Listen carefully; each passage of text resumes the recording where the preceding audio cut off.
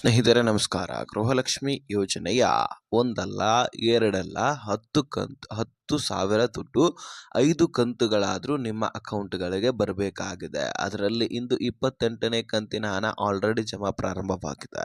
ಬೆಂಗಳೂರು ನಗರ ಸೇರಿದಂತೆ ಬೆಂಗಳೂರು ಗ್ರಾಮಾಂತರ, ವಿಜಯನಗರ, ಧಾರವಾಡ, ಯಾದಗಿರಿ, ಉತ್ತರ ಕನ್ನಡ ಹೀಗೆ ಹಲವಾರು ಜಿಲ್ಲೆಗಳಲ್ಲಿರ್ತಕ್ಕಂತಹ ಗೃಹಲಕ್ಷ್ಮಿಯರ ಖಾತೆಗಳಿಗೆ ಈ ದುಡ್ಡನ್ನು ಜಮೆ ಮಾಡಲಾಗ್ತಾ ಇದೆ. ಈ 5 ಕಂತುಗಳು ಯಾವುವು? ಹಾಗಾದರೆ 5 ಕಂತುಗಳಂದರೆ 10,000 ಪ್ರತಿಯೊಬ್ಬ ಮಹಿಳೆಯರಿಗೂ ಕೂಡ ಬರುತ್ತೆ. ಸುಮಾರು 1,22,00,000 ಫಲಾನುಭವಿಗಳಿದಿರಿ. ಪ್ರತಿಯೊಬ್ಬರಿಗೂ ಕೂಡ ಒಂದು ಕಂತಿಗೆ 2,500 ಕೋಟಿಯಷ್ಟು ಫಂಡ್ ಬೇಕಾಗುತ್ತೆ. ಹಾಗಾದರೆ 10 ಕಂತುಗಳಿಗೆ 12,500 ಕೋಟಿಯಷ್ಟು ಫಂಡ್ ಬೇಕಾಗುತ್ತೆ. ಹಾಗಾದರೆ ಹಣಕಾಸು ಇಲಾಖೆಯಿಂದ ಬಿಡುಗಡೆ ಆಗಿರ್ತಕ್ಕಂತಹ ಫಂಡು ಎಷ್ಟು? ಈಗಾಗಲೇ ಯಾವ ಜಿಲ್ಲೆಗಳಿಗೆ ಬಂದಿದೆ, ಇವತ್ತು ಯಾವ ಜಿಲ್ಲೆಗಳಿಗೆ ಬರಲಿದೆ, ಇದರೆಲ್ಲದರ ಬಗ್ಗೆ ಈ ಒಂದು ವಿಡಿಯೋದಲ್ಲಿ ಮಾಹಿತಿಯನ್ನು ಒದಗಿಸಿಕೊಡ್ತೀನಿ. ಬಹಳ ಇಂಪಾರ್ಟೆಂಟ್ ಮಾಹಿತಿ. ರಾಜ್ಯದ ಎಲ್ಲ ಗೃಹಲಕ್ಷ್ಮಿಯರು ಕೂಡ ಈ ವಿಡಿಯೋನ ಮಿಸ್ ಮಾಡದೆ ಕೊನೆವರೆಗೂ ವಾಚ್ ಮಾಡಿ. ಸ್ನೇಹಿತರೆ, ಈ ಗೃಹಲಕ್ಷ್ಮಿಯಲ್ಲಿ ಒಟ್ಟಾರೆಯಾಗಿ 5 ಕಂತುಗಳು ಬರಬೇಕಾಗಿದೆ.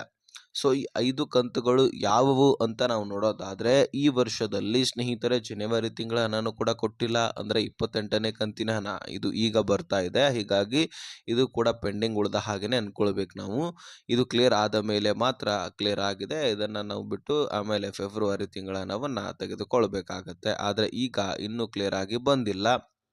ಈಗ ಮಾತ್ರ ಒಂದು 10ರಿಂದ 12 ಲಕ್ಷ ಫಲಾನುಭವಿಗಳಿಗೆ ಮಾತ್ರ ಜಮಾ ಆಗಿದೆ. ಹೀಗಾಗಿ ಈ 28ನೇ ಕಂತು ಜನವರಿ ತಿಂಗಳ ಹಣ, ಅದೇ ರೀತಿಯಾಗಿ 29 ಅಂದರೆ 29 ಫೆಬ್ರವರಿ ತಿಂಗಳ ಹಣ, ಅದೇ ರೀತಿಯಾಗಿ 30ನೇ ಕಂತು ಮಾರ್ಚ್ ತಿಂಗಳ ಹಣ, ಈ ತಿಂಗಳ ಹಣ ಬರಬೇಕಾಗಿದೆ.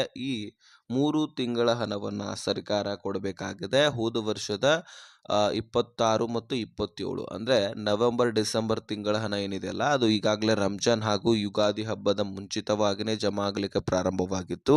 ಅದೆಲ್ಲವೂ ಕೂಡ ರಂಜಾನ್ ಹಾಗೂ ಯುಗಾದಿ ಹಬ್ಬವನ್ನು ಆಚರಿಸಲಿಕ್ಕೆ ಅಂತ ಹೇಳ್ಬಿಟ್ಟು 2 ಕಂತುಗಳನ್ನು ಸತತವಾಗಿ ಜಮಾ ಮಾಡಿ ಕ್ಲಿಯರ್ ಮಾಡಿದ್ದಾರೆ ಸರ್ಕಾರ.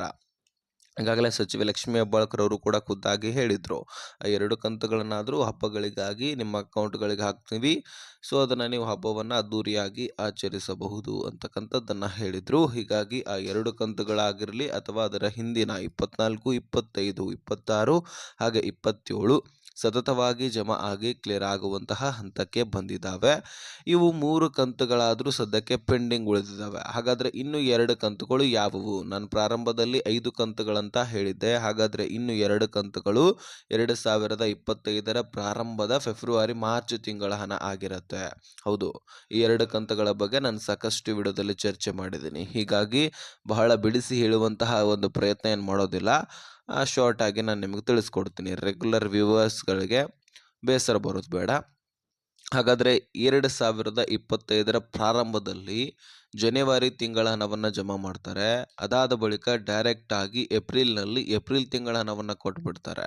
ಹೀಗಾಗಿ ಮಧ್ಯೆ ಇರ್ತಕ್ಕಂತಹ ಫೆಬ್ರವರಿ ಮತ್ತು ಮಾರ್ಚ್ ತಿಂಗಳ ಹಣ ಎಲ್ಲಿ ಹೋಯಿತು? ಆ ಕಂತುಗಳನ್ನು ಯಾಕೆ ಸರ್ಕಾರ ಕೊಡಲಿಲ್ಲ? 5,000 ಕೋಟಿ ಕಣ್ರಿ. ಒಂದು ಕಂತಿಗೆ 2,500 ಕೋಟಿ ಬೇಕಾದರೆ 2 ಕಂತುಗಳಿಗೆ 5,000 ಕೋಟಿ ಬೇಕಾಗತ್ತೆ. ಹಾಗಾದರೆ ಒಂದಲ್ಲ ಎರಡಲ್ಲ, ಈ 5,000 ಕೋಟಿ ಹಣ ಎಲ್ಲೋಯ್ತು ಅನ್ನುವಂತಹ ಪ್ರಶ್ನೆ ಬರುತ್ತೆ. ಆ 5,000 ಕೋಟಿ ಹಣವನ್ನು ಕೂಡ ನೀವು ಸತತವಾಗಿ ಬಿಡುಗಡೆ ಮಾಡಲೇಬೇಕು ಅಂತ ಸಚಿವೆ ಲಕ್ಷ್ಮೀ ಹೆಬ್ಬಾಳ್ಕರ್ ಅವರ ಮೇಲೆ ಪ್ರೆಷರನ್ನು ಬಿಜೆಪಿ ನಾಯಕರು ಚಳಿಗಾಲದ ಅಧಿವೇಶನದಲ್ಲಿ ಹಾಕ್ತಾರೆ. ಜೊತೆಗೆ ಬಹಳಷ್ಟು ಮಹಿಳೆಯರ ಆಕ್ರೋಶದ ಮೇರೆಗೆ ಸಚಿವೆ ಲಕ್ಷ್ಮೀ ಹೆಬ್ಬಾಳ್ಕರ್ ಅವರು ಮೊದಲಿಗೆ ನಾನು ಕೊಟ್ಟಿದ್ದೀನಿ, ಎಲ್ಲವೂ ಕೂಡ ಕ್ಲಿಯರ್ ಮಾಡಿದ್ದೀನಿ, ಈಗ ಸದ್ಯ ಇರತಕ್ಕಂತಹ ಪೆಂಡಿಂಗ್ ಹಣವನ್ನು ನಾನು ಕೊಡ್ತೀನಿ ಅಂತಾನು ಕೂಡ ಹೇಳ್ತಾರೆ. ಆದರೆ ಆ 2 ಕಂತುಗಳು ಪೆಂಡಿಂಗ್ ಉಳಿದಿರೋದು ನಿಜ ಕೂಡ ಆಗಿರುತ್ತೆ. ಹೀಗಾಗಿ ಸಚಿವೆ ಲಕ್ಷ್ಮೀ ಹೆಬ್ಬಾಳ್ಕರ್ ಅವರ ಗಮನಕ್ಕೂ ಕೂಡ ಇರೋದಿಲ್ಲ. ಸಂಬಂಧಪಟ್ಟಂತಹ ಅಧಿಕಾರಿಗಳ ಹತ್ರ ಚರ್ಚೆ ಮಾಡಿದಾಗ ಅದರ ಬಗ್ಗೆ ಕ್ಲಿಯರಿಟಿ ಸಿಗುತ್ತೆ. ಹೌದು, 2 ಕಂತುಗಳು ಪೆಂಡಿಂಗ್ ಉಳಿದಿದ್ದಾವೆ, ಸೊ ಅವುಗಳನ್ನು ನಾನು ಮುಂದಿನ ದಿನಗಳಲ್ಲಿ ಅತಿ ಶೀಘ್ರದಲ್ಲಿ ಸರಿಪಡಿಸ್ತೀನಿ ಅಂತ ಹೇಳಿದ್ರು. ಅದಾದ ಮೇಲೆ ಸದನ ನಡೀತು. ಆ ಸದನದಲ್ಲಿ ಬಿಜೆಪಿ ನಾಯಕರಾದಂತಹ ಮಹೇಶ್ ತೆಂಗಿನಕಾಯಿ ಅವರು ಹೇಳ್ತಾರೆ, ಸಚಿವೆ ಲಕ್ಷ್ಮೀ ಹೆಬ್ಬಾಳ್ಕರ್ ಅವರು ಕೊಡ್ತೇವೆ ಅಂತ ಹೇಳ್ಬಿಟ್ಟು ಚಳಿಗಾಲದ ಅಧಿವೇಶನ ಮುಗಿದು 1.5 ತಿಂಗಳಾಯಿತು. ಹಾಗಾದ್ರೆ ಆ 2 ತಿಂಗಳ ಹಣ ಎಲ್ಲೋಯ್ತು? ಅವುಗಳನ್ನ ಯಾಕೆ ಇನ್ನೂ ಕೂಡ ಕೊಟ್ಟಿಲ್ಲ ಅನ್ನುವಂತಹ ಪ್ರಶ್ನೆಯನ್ನ ಮುಂದಿಡ್ತಾರೆ. ಸ್ಪೀಕರ್ ಅವರು ಹೇಳ್ತಾರೆ, ಆದಷ್ಟು ಬೇಗ ಅವುಗಳನ್ನ ಕ್ಲಿಯರ್ ಮಾಡಬೇಕು. ಮಹಿಳೆಯರಿಗೆ ಮೋಸ ಮಾಡ್ತಾ ಇದ್ದಾರೆ. ಮಹಿಳೆಯರು ನಂಬ್ಕೊಂಡು ಇವ್ರಿಗೆ ಓಟನ್ನ ಕೊಟ್ಟಿದ್ದಾರೆ. ಯೋಜನೆಗಳನ್ನ ನಾವು ನಡೆಸ್ತಾ ಇದೀವಿ, ನುಡಿದಂತೆ ನಡೀತಾ ಇದೀವಿ ಅಂತ ಇವ್ರು ಬಾಯಿ ಮಾತ್ಲೆ ಹೇಳ್ತಾ ಇದ್ದಾರೆ. ಅದನ್ನ ನಡೆದುಕೊಂಡು ತೋರಿಸ್ತಾ ಇಲ್ಲ, ಅದನ್ನ ಕೊಡ್ತಾ ಇಲ್ಲ. ಆ ದುಡ್ಡನ್ನ ಇವರೇ ನುಂಗ ಹಾಕಿದ್ದಾರೆ ಎನ್ನುವಂಥದ್ದು ಅಲ್ಲಿ ಅಭಿಪ್ರಾಯವನ್ನ ವ್ಯಕ್ತಪಡಿಸ್ತಾರೆ. ಆದ್ರೆ ಈಗ ಸತತವಾಗಿ ಬಿಡುಗಡೆ ಆಗಿರುವಂತಹ ಲೆಕ್ಕಾಚಾರ ನೋಡಿದ್ರೆ ಈ 2 ಕಂತುಗಳು ಇನ್ನೂ ಕೂಡ ಬಂದಿಲ್ಲ. ಆದ್ರೆ ಈಗ ಬರುತ್ತೆ. ಟೋಟಲ್ 5 ಕಂತುಗಳನ್ನ ಸರ್ಕಾರ ಕೊಡಲೇಬೇಕಾದಂತಹ ಪರಿಸ್ಥಿತಿಯೂ ಕೂಡ ಇದೆ. ಯಾಕಂದ್ರೆ ಫ್ರೆಶರು ಇದನ್ನ ಬಿಟ್ಟು ಗ್ಯಾರಂಟಿ ಈ ದುಡ್ಡನ್ನ ಕೊಡಲೇಬೇಕು ಅನ್ನುವಂತಹ ಒಂದು ಪ್ರೆಷರ್ ಇರುವಂತಹ ಕಾರಣಕ್ಕಾಗಿ ಈಗ ಏನು ದುಡ್ಡು ಬರ್ತಾ ಇದೆಯಲ್ಲ, ಈಗ 2,500 ಕೋಟಿ ಇದು ಕೂಡ ನಿಮ್ಮ ಅಕೌಂಟ್ಗಳಿಗೆ ಜಮಾ ಆಗಲಿದೆ. ಮೊದಲು ಈ 28ನೇ ಕಂತಿನ ಹಣವನ್ನ ಕ್ಲಿಯರ್ ಮಾಡ್ತಾರಂತೆ. ತದನಂತರ ಫೆಬ್ರವರಿ ಮತ್ತು ಮಾರ್ಚ್ ತಿಂಗಳ ಹಣವನ್ನ ಕ್ಲಿಯರ್ ಮಾಡ್ತಾರೆ. ಅದಾದ ಬಳಿಕ 2026 ಅಂದ್ರೆ ಈ ವರ್ಷದ ಫೆಬ್ರವರಿ ಮಾರ್ಚ್ ತಿಂಗಳ ಹಣ ಅಂದ್ರೆ 29, 30ನೇ ಕಂತಿನ ಹಣವನ್ನ ಜಮೆ ಹಾಗಾಗಿ ಎಲ್ಲ ಕಂತುಗಳನ್ನು ಕೂಡ ನಿಮಗೆ ಸತತವಾಗಿ ಜಮಾ ಮಾಡಿ ಕ್ಲಿಯರ್ ಮಾಡಲಿದ್ದಾರೆ. ಹೀಗಾಗಿ ವರಿ ಮಾಡಿಕೊಳ್ಳುವಂತಹ ಅವಶ್ಯಕತೆ ಇಲ್ಲ. ಸೊ ಪ್ರತಿಯೊಂದು ಕಂತನ್ನು ಕೂಡ ನಿಮ್ಮ ಖಾತೆಗಳಿಗೆ ಜಮೆ ಮಾಡಲಾಗತ್ತೆ. ಆದ್ರೆ ನಿಮ್ಮ ಅಕೌಂಟ್ಗಳು ಚಾಲ್ತಿಯಲ್ಲಿ ಇದೆಯಾ ಇಲ್ವಾ ಅಂತ ಸಚಿವೆ ಲಕ್ಷ್ಮಿ ಹೆಬ್ಬಾಳ್ಕರ್ ಅವರು ನೋಡ್ಕೊಳ್ಳಿ, ಚೆಕ್ ಮಾಡ್ಕೊಳ್ಳಿ ಅಂತಾನು ಕೂಡ ಹೇಳಿದ್ದಾರೆ. ಹೌದು, ಬಹುತೇಕ 2 ಲಕ್ಷ ಫಲಾನುಭವಿಗಳಿಗಿಂತ ಹೆಚ್ಚಿನ ಫಲಾನುಭವಿಗಳ ಬ್ಯಾಂಕ್ ಅಕೌಂಟ್ಗಳು ಚಾಲ್ತಿಯಲ್ಲಿ ಇಲ್ಲ. ಹೀಗಾಗಿ ಆ ಅಕೌಂಟ್ಗಳನ್ನ ನೀವು ಚಾಲ್ತಿಗೊಳಿಸಲೇಬೇಕು. ಆಗ ಮಾತ್ರ ನಾವು ದುಡ್ಡು ಹಾಕ್ಲಿಕ್ಕೆ ಸಾಧ್ಯ ಅಂತ ಸಚಿವೆ ಲಕ್ಷ್ಮಿ ಹೆಬ್ಬಾಳ್ಕರ್ ಅವರು ಹೇಳ್ತಾ ಇದ್ದಾರೆ.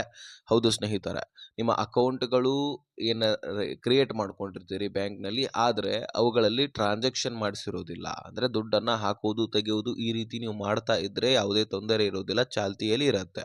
ಆದ್ರೆ ನೀವು ದುಡ್ಡು ಹಾಕೋದು ತೆಗೆಯೋದು ದೂರ ಉಳಿತು, ಬ್ಯಾಂಕಿನ ಸಮೀಪ ಕೂಡ ಹಾದಿರೋದಿಲ್ಲ.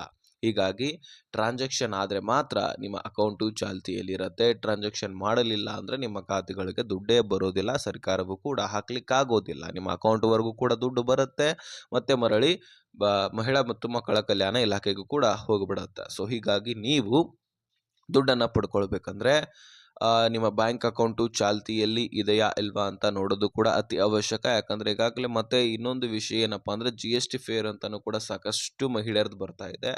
ಅಂದ್ರೆ ಅವರ ಗಂಡಂದಿರೋದು ವ್ಯಾಪಾರಸ್ಥರು ಇರ್ತಾರೆ, ಅವ್ರದ್ದು ಬರ್ತಾ ಇದೆ. ಸಣ್ಣ ಪುಟ್ಟ ವ್ಯಾಪಾರಸ್ಥರದ್ದು ಕೂಡ GST ಫೇರ್ ಅಂತ ತಾಂತ್ರಿಕ ದೋಷದಿಂದ ಬರ್ತಾ ಇದೆ. ಶ್ರೀಮಂತ ವ್ಯಾಪಾರಸ್ಥರದಂತೂ ಬಂದೇ ಬರುತ್ತೆ. ಹೀಗಾಗಿ ಅದರಲ್ಲಿ ವೆರಿಫಿಕೇಶನ್ ಮಾಡ್ತಾರೆ. ಆ ವೆರಿಫಿಕೇಶನ್ ಅಲ್ಲಿ ಯಾರು ಬಡ ಸಣ್ಣ ಪುಟ್ಟ ವ್ಯಾಪಾರಸ್ಥರು ಇರ್ತಾರೋ ಅವ್ರಿಗೇನು ತೊಂದರೆ ಇಲ್ಲ, ಅವ್ರಿಗೆ ಎಂದಿನಂತೆ ದುಡ್ಡು ಜಮಾ ಆಗುತ್ತೆ. ಯಾರು ಶ್ರೀಮಂತ ವ್ಯಾಪಾರಸ್ಥರಿದ್ದಾರೋ ಅವರಿಗೆ ದುಡ್ಡನ್ನ ಕಟ್ ಮಾಡಲಾಗತ್ತೆ. ಈ ಯೋಜನೆಯ ಮುಖಾಂತರ ಅವರನ್ನ ಬಂದ್ ಮಾಡಲಾಗತ್ತೆ. ಹೀಗಾಗಿ ಈ ರೀತಿ ಎಲ್ಲವೂ ಕೂಡ ನಡೀತಾ ಇದೆ ಕಾರ್ಯಾಚರಣೆ, ಅದು ನಿಮ್ಮ ಗಮನದಲ್ಲಿ ಇರಬೇಕು. ಹೀಗಾಗಿ ಒಂದು ಸ್ವಲ್ಪ ವೆರಿಫಿಕೇಶನ್ಗಳು ಕೂಡ ಆಗ್ತಿರ್ತವೆ. ನಿಮ್ಮ ಡೀಟೇಲ್ಸ್ಗಳು ಬ್ಯಾಂಕ್ಗಳು ಚೆಕ್ ಮಾಡ್ಕೊಳ್ಳಿ ಸರಿಯಾಗಿ ಇದೆಯಾ ಇಲ್ವಾ ಅಂತ. ಸೊ ಇದಾಗಿತ್ತು ಇನ್ಫಾರ್ಮೇಶನ್. ವಿಡಿಯೋ ನೋಡಿದ್ದಕ್ಕೆ ಧನ್ಯವಾದ. ಈ ವಿಷಯವನ್ನ ಎಲ್ಲ ಗೃಹಲಕ್ಷ್ಮಿಯರಿಗೆ ಶೇರ್ ಮಾಡೋದ್ರ ಜೊತೆಗೆ ವಿಡಿಯೋನ ಸಬ್ಸ್ಕ್ರೈಬ್ ಮಾಡ್ಕೊಳ್ಳಿ ಚಾನಲ್ಗೆ.